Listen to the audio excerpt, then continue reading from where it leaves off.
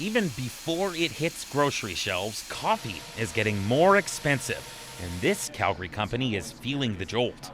What we've seen is a considerable increase over a year, sitting at currently 70 to 80% upwards. Roasters like this one try to buy beans in advance when prices are lower, locking in lower costs to keep things stable in a changing market.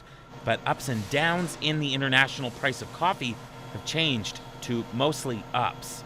Which leads to our farming partners and our cooperatives realizing that they can get more money by defaulting on a contract rather than honoring pricing that they set 2-3 months before.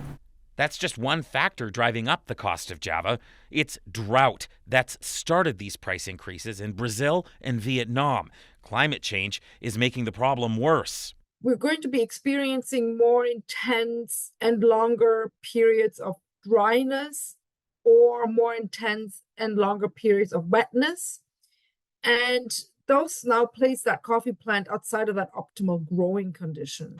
So far, producers say this situation hasn't hit consumers' wallets. Not yet, but yes, it will. And that will result in uptick in prices on coffee down the road. I think these price increases are really going to come into effect in 3 to 6 months. Because the coffee itself is just one part of the price you pay, it's hard to say how much that will increase at a cafe or store. But the companies in the middle are worried. What we do know is a market being 80% up is not sustainable. It's not sustainable for us as coffee roasters, and it's not going to be sustainable for the consumer. Just how high that market gets could depend on how dry it gets in Brazil. And that has roasters praying for rain.